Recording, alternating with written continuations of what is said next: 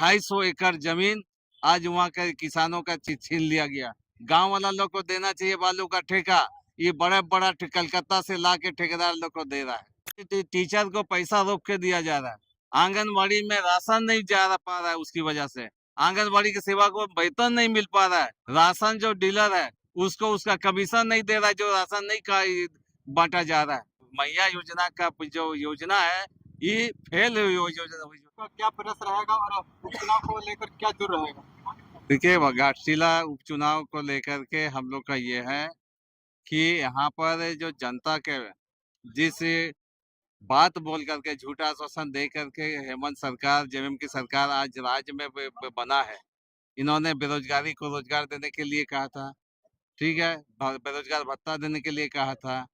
यहाँ पर छोटा छोटा ठेकेदार गांव वाला लोग को देंगे ठेका, ये उन लोगों ने कहा था।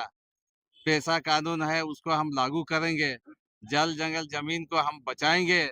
लेकिन ये 6 साल हो गया हेमंत सरकार का, अब उसका अभी बेनकाब हो रहा है। जमीन लूटा जा रहा है, आदिवासी का जमीन, नगरी का जमीन, वहां पर 250 एकड़ जमीन आज वहाँ के किसानों का छीन लिया गया। 250 एकड़ जमीन वहाँ आदिवासियों का छीन लिया गया। अब देखिएगा बालू, गांव वाला लोग को देना चाहिए बालू का ठेका, ये बड़ा बड़ा कलकत्ता से ला के ठेकेदार लोग को दे रहा है।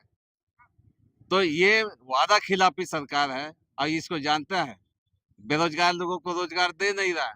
बोला था कि हम उसको यह बेरोजगारी भत्ता देंगे, बेरोजगारी भत्ता भी नहीं दे रहा है।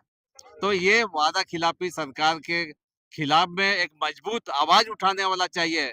दब्बू किस्म का वहां पर प्रतिनिधि चुन करके यहाँ जनता की आवाज को मजबूती नहीं दे सकता है।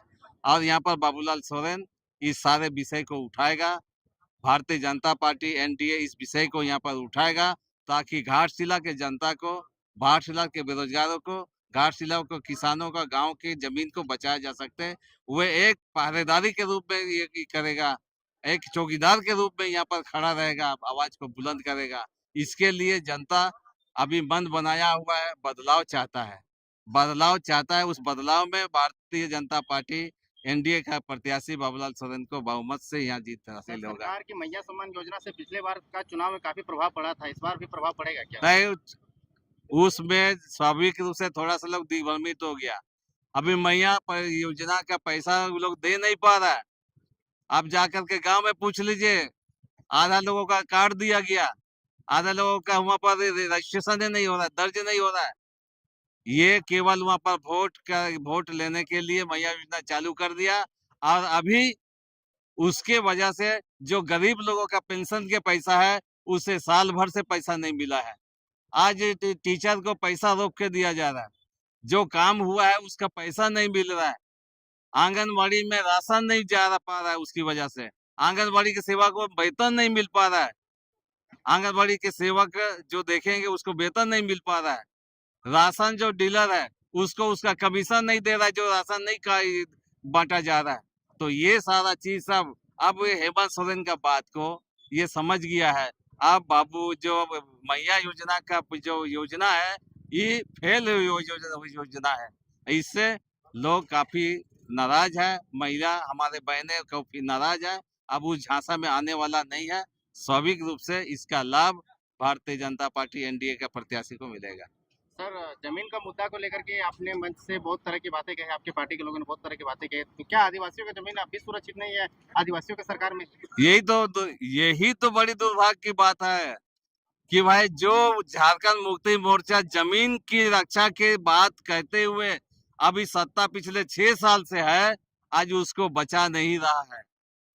बालू, खनिज, अब देख रहे सभी जगह पर अब उसका फायदा बड़े बड़े बाहर के लोगों को दिया जा रहा है। ये तो धोखाधड़ी है। सर, क्या रणनीति है घाटशिला चुनाव जीतने के लिए? रणनीति यही है कि हम लोग जो सरकार का वादा जो किया था जिसको पूरा नहीं किया है उसको हम लोग आवाज जनता तक ले जाएंगे। और ये झारखंड मुक्ति मोर्चा की सरकार ये हक की, इस जनता की जो अच्छी वो अधिकार है उसको दे नहीं सकता है, रक्षा नहीं कर सकता है। ये हम जनता के बीच में हम लोग रखेंगे।